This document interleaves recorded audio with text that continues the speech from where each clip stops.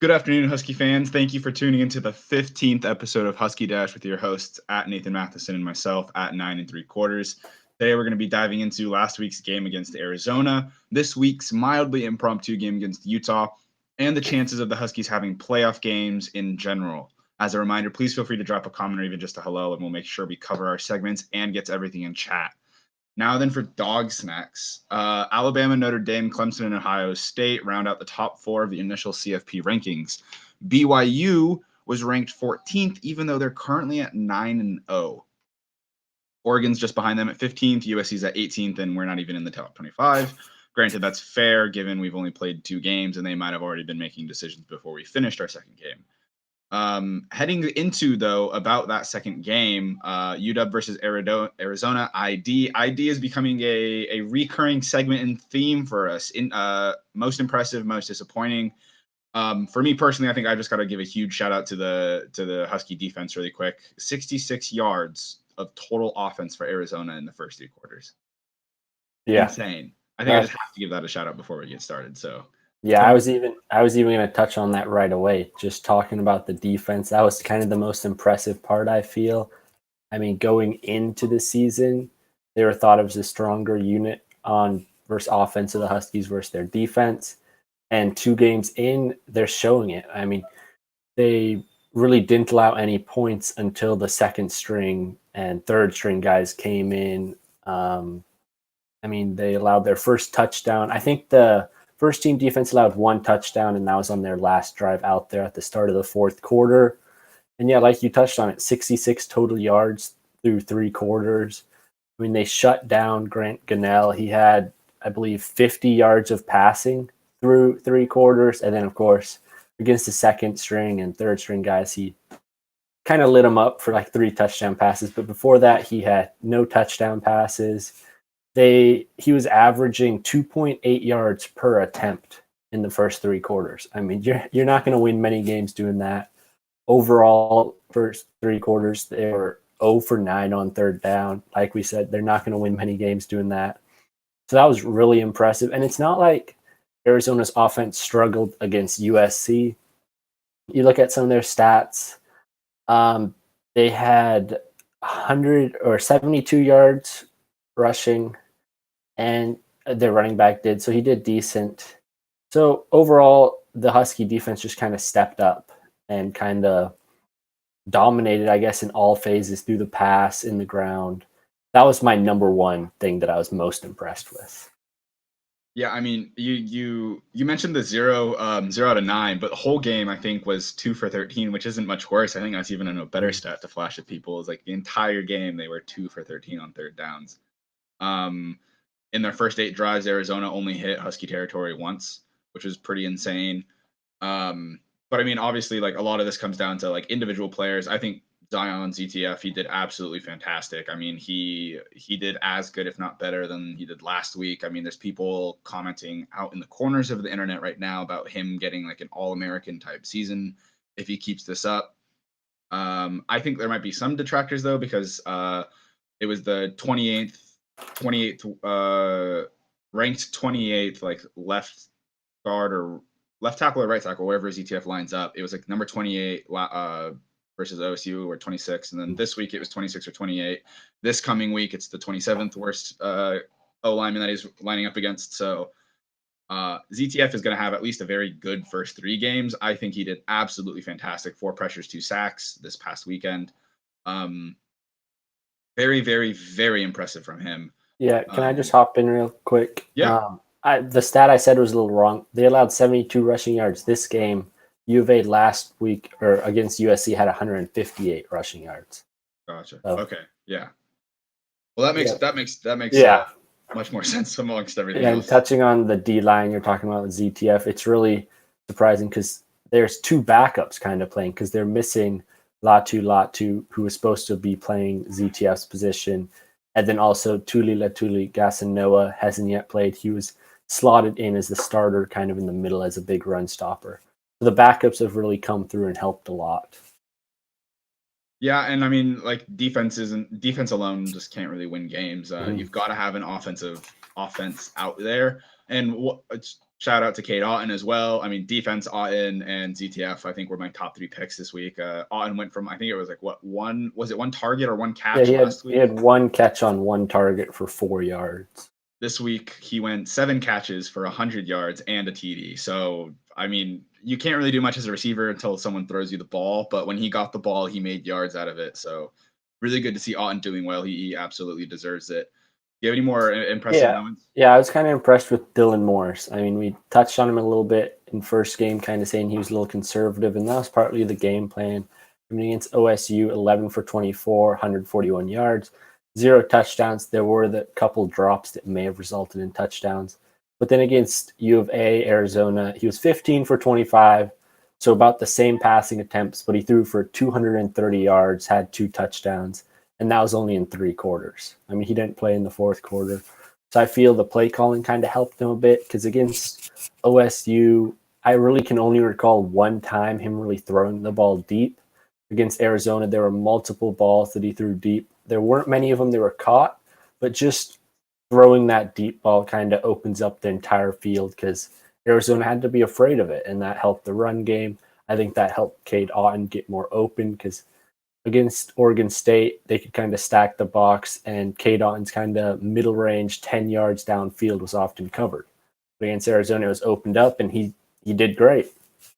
Yeah, but one thing I have to say with Morris was that like he was like half foot, half fence it on my impressive disappointment list, my ID list.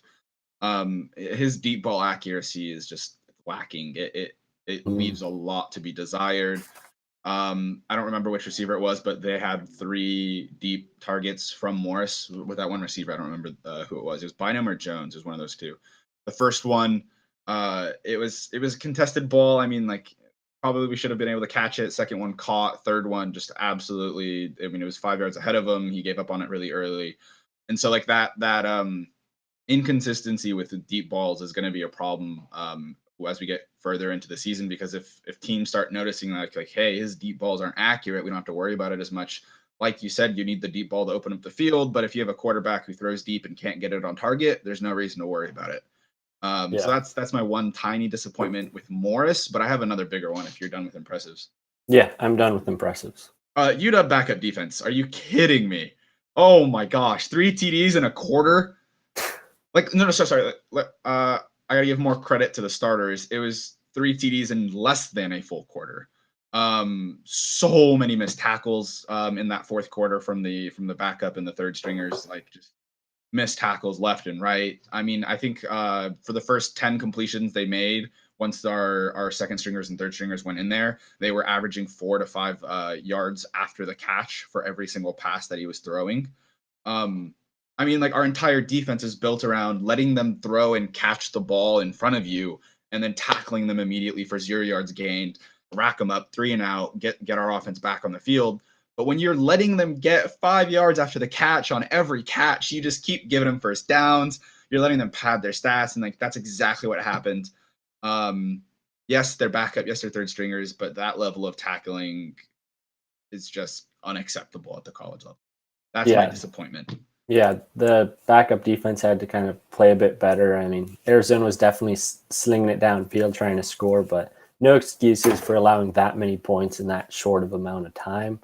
The one disappointment that I kind of touched on was drops. It was a disappointment against Oregon State, and it came back up against Arizona. Multiple drops in both the first 2 games, which is something they'll definitely have to work out.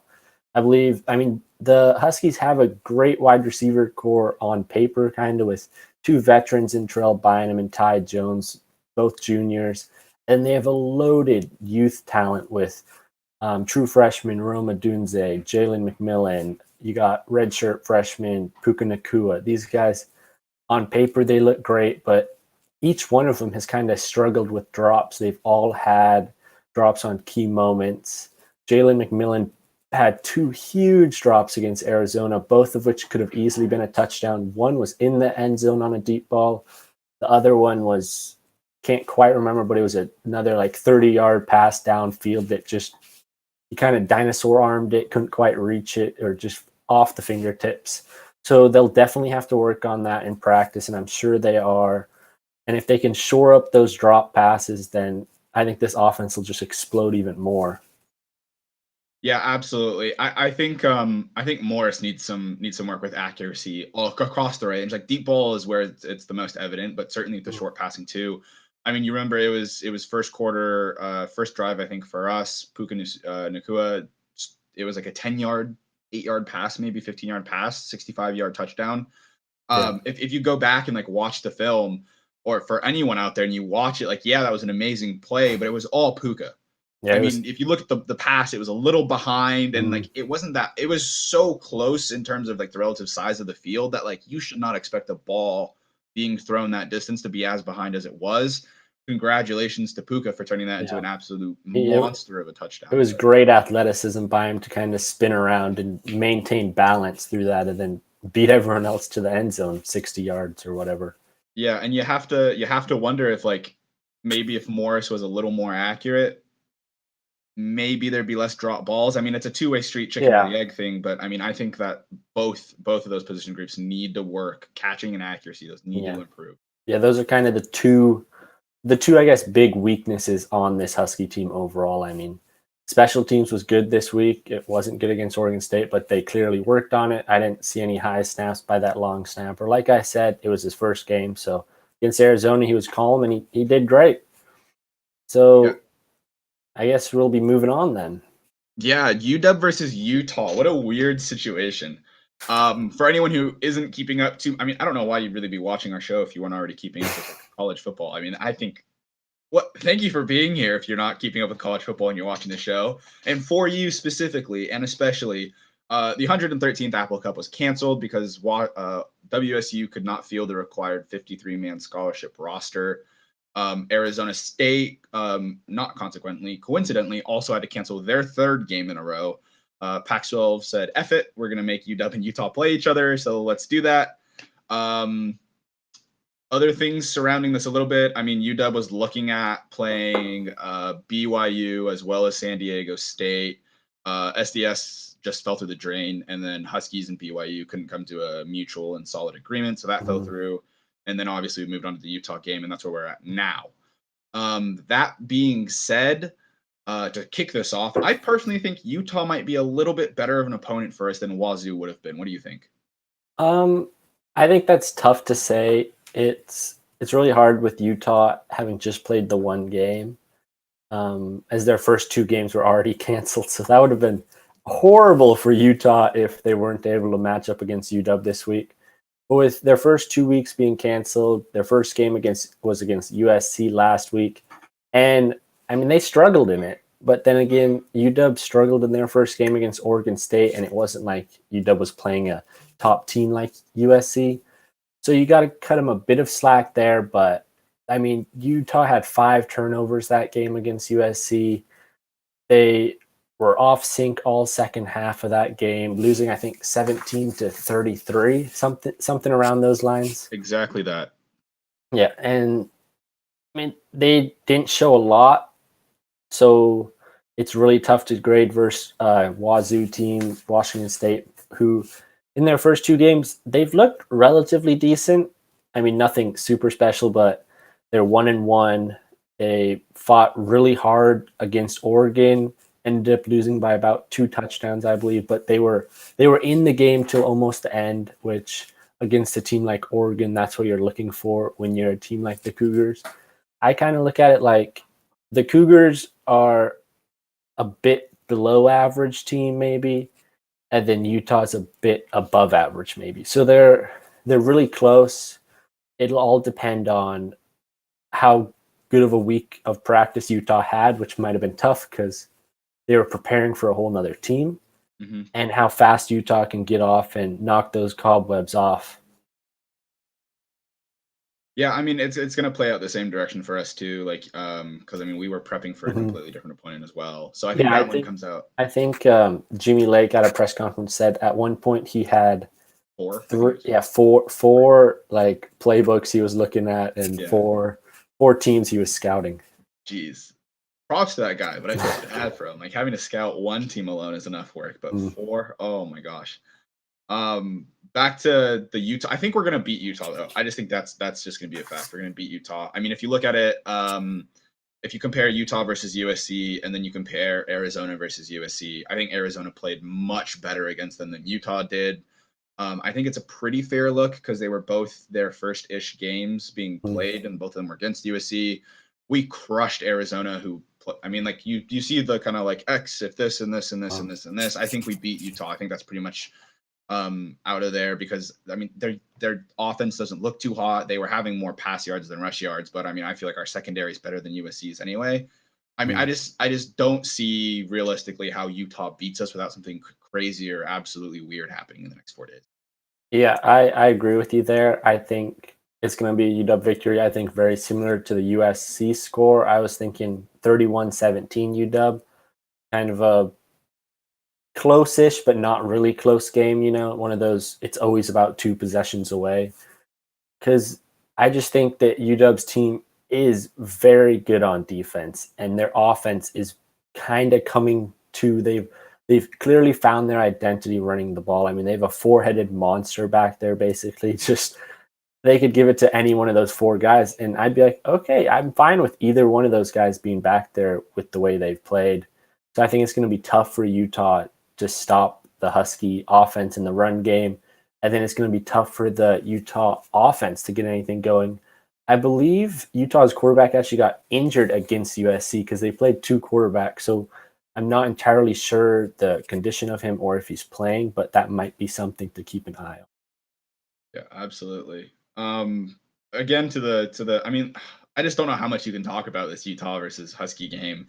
Like touching on the passing game again, I guess, like they threw a ton of incompletions. They threw 3 interceptions to USC. I mean, I'd harp on it again. Like our secondary is going to have a field day. I mean, like our inner linebacker core D line, I think is probably one of the weakest parts of our defense. I don't see that being a problem against Utah either, really. They have 1 or 2 strong rushers. I think 1 definitely strong rusher, but I mean, I don't see that being a problem either. Yeah, they lost their leading rusher from last year, Zach Moss, to the NFL. So they've got a new running back. And a new leading rusher, I guess, technically. Well, let's head into the future then, where things are even tougher. I've got one more question for you. This is the sibling rivalry, I guess you could call this game, with Puka Nacua and then Samson Nacua on Utah, the older brother. Just shot in the dark, who do you think has the better day, Puka Nacua or his brother Samson Nacua out wide? Okay. I mean, if Arizona is any glimpse into the future as to how Puka into how he's going to play against Utah, then I think Puka's going to have the better day. Absolutely. Yeah. I mean, yeah. What more could you say? If you say the facts once, you repeat them again. It's like kicking a dead horse. There's no point. So now I guess we can move into the future, which ironically, if you go into the past and think about it, we're now where we're at 30 seconds ago because we're in the future. Hey, look at that. It's tough. Playoff picture is looking tough for the Huskies, just to lay it out flat. I mean, you know that. I know that. Husky fans know that. The Huskies themselves know that.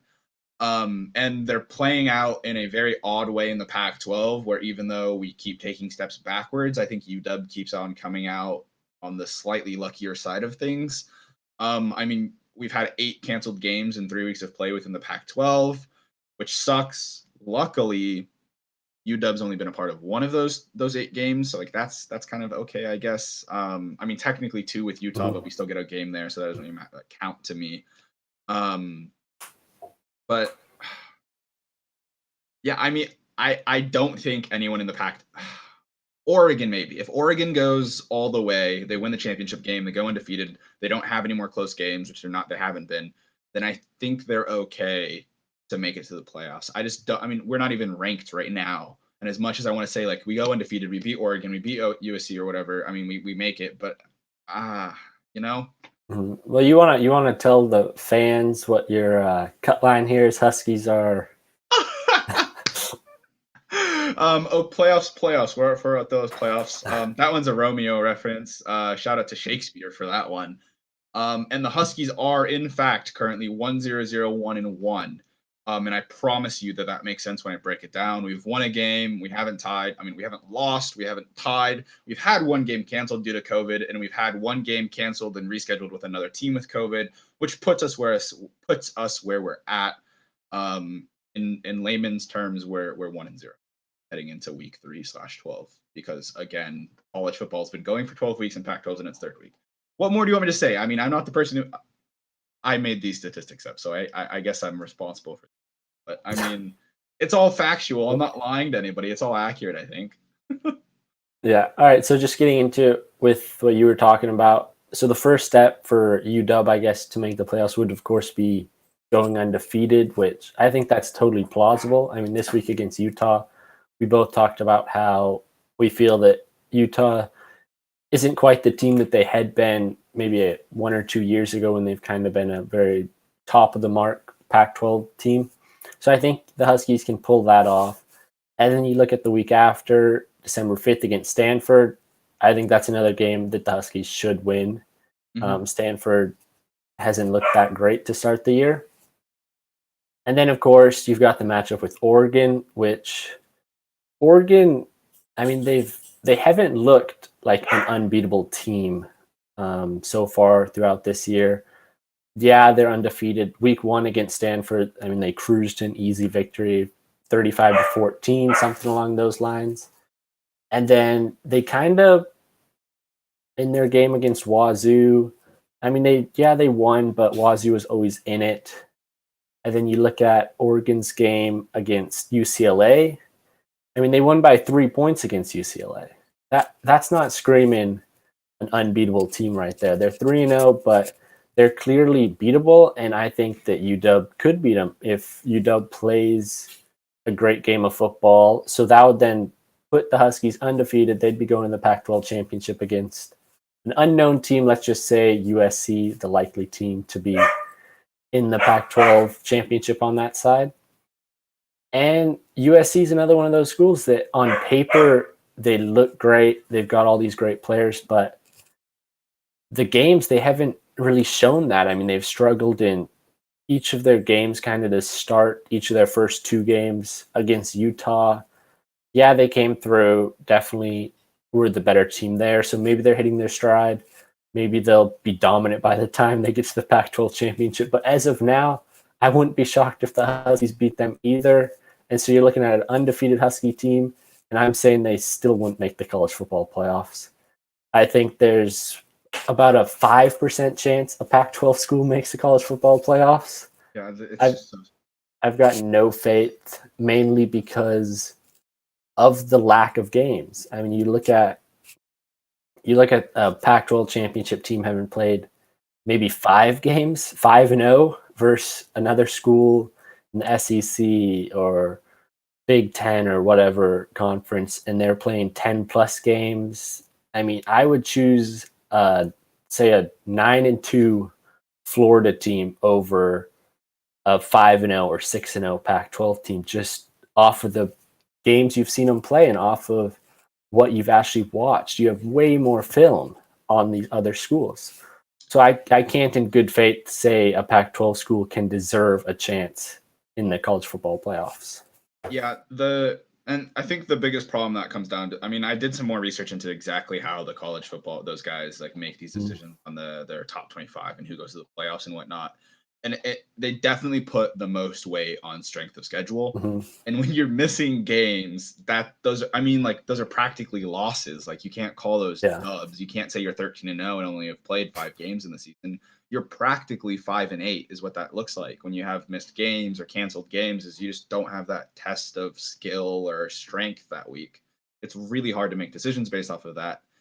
And after that is when they go on to conference championships, team record, head-to-head results, and then take into account things like injuries and weather. And I think though, oh, sorry, you go ahead. I was just gonna say something quick. Yeah, I saw somewhere that they actually a couple of years ago really looked at like 13 teams that played 13 games versus 12 games, and that actually affected them putting them in the college football playoffs and chose like the team with more games because more tape, you see them more, you truly know them more. So that was just what I was going to say right there. You can continue on with. No, yeah, I mean, you're absolutely right. Anybody can win one game. I mean, take your pick of analogies. I'm not going to say one right now, but I mean, there's so many for that. But I think one thing that's really interesting when you compare the the CFP top 25 to like almost any other person's, like ESPN, CBS, AP, any of their top 25s, is that the CFP doesn't use like computer electronic models, metrics, statistics, which could be a bonus for UW in deciding for us to get there, because that means everything that's being decided is coming out of perspective and how they feel about our team, and like that human, I don't want to say error, because it's not, it's that human subjectivity to it all, where they're going to see that, well, here's where I ideally see UW at the end of this like weird season, is that we're undefeated. We've beat out Oregon. We won the Pac-12 championships. I want to hope that the CFP committee and that board who decides the top 4 to make it to playoffs is that they see like, okay, yeah, UW's gone undefeated. They did better where Oregon, who we had ranked super high earlier, they just trashed Oregon. That's great. And then they keep moving on and they keep going forward. That's where that conference championship, that team record, that head-to-head result when comparing how 2 teams did against the third. And then finally, I'm hoping they say like, okay, yes, all of that is amazing and their strength of schedule isn't too great, but with what we have, they've made a big enough point. And I think that's just what I want. That's just what I need to happen, is I need UW just has to make a big enough point. Like with Oregon, with USC, with the Huskies, I'm so sorry. With all 3 of those teams, like you can't just win games. You have to destroy the other team and prove that when you come out of the season that there's not a question in anyone's mind about whether or not you could have beat XY.